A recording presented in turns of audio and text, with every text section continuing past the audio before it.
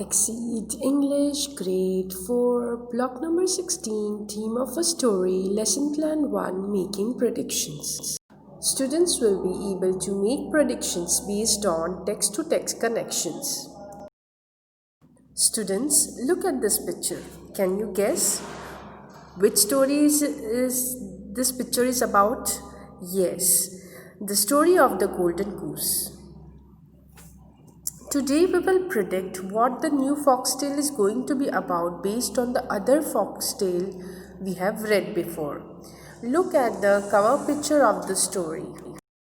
Now look at this cover page of the story Once in a Village and guess how it will be similar to the Golden Goose. The story Once in a Village may have imaginary details like a golden feather, just like the Golden Goose story, which taught us to not to be greedy. This foxtales may also teach us a life lesson. Before reading the chapter, let's understand the glossary.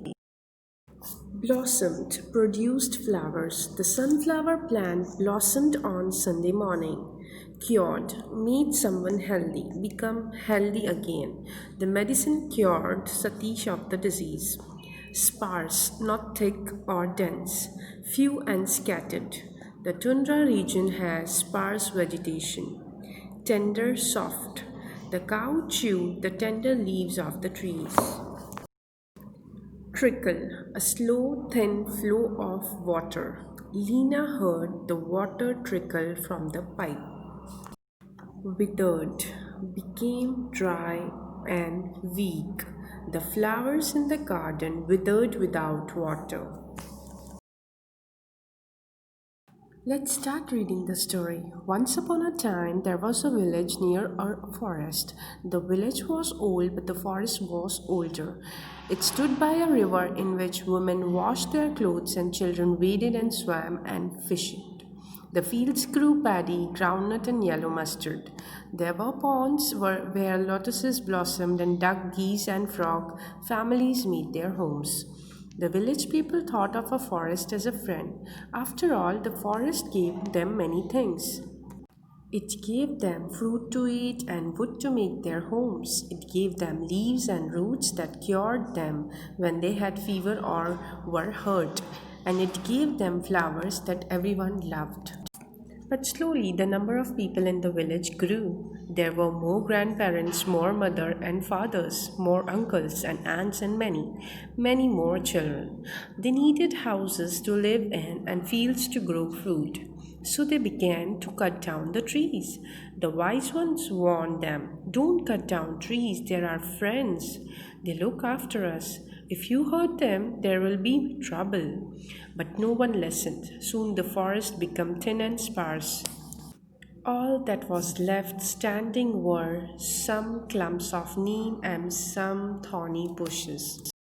There were, however, two trees that stood firm in the center of the village.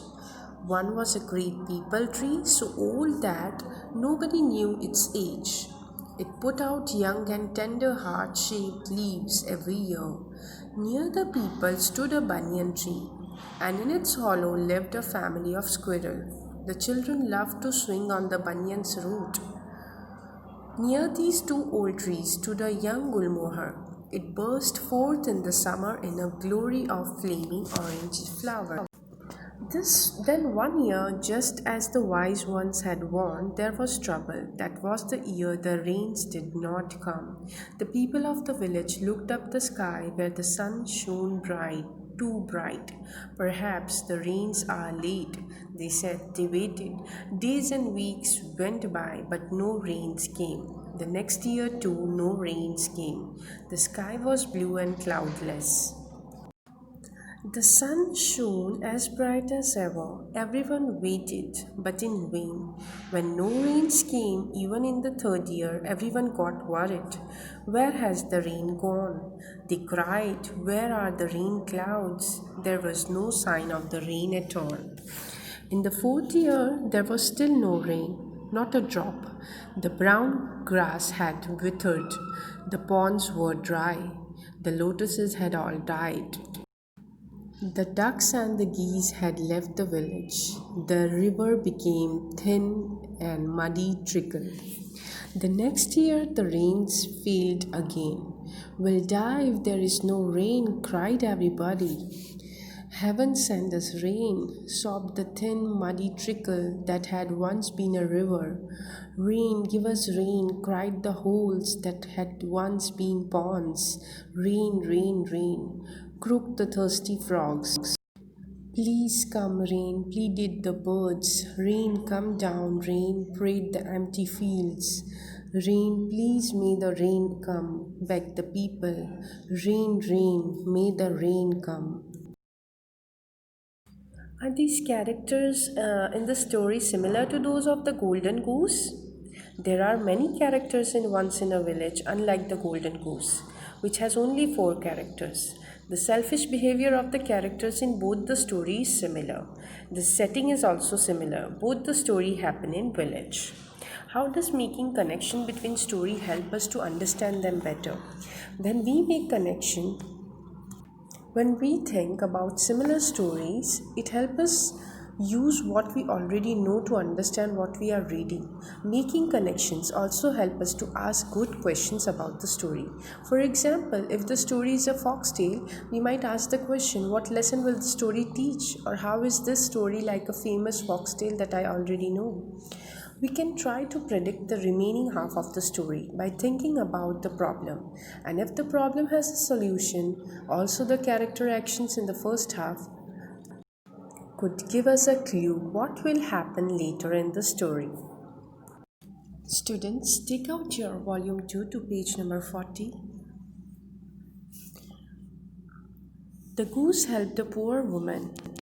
In the story, the golden goose. Who can help the villagers in the story? Once in village.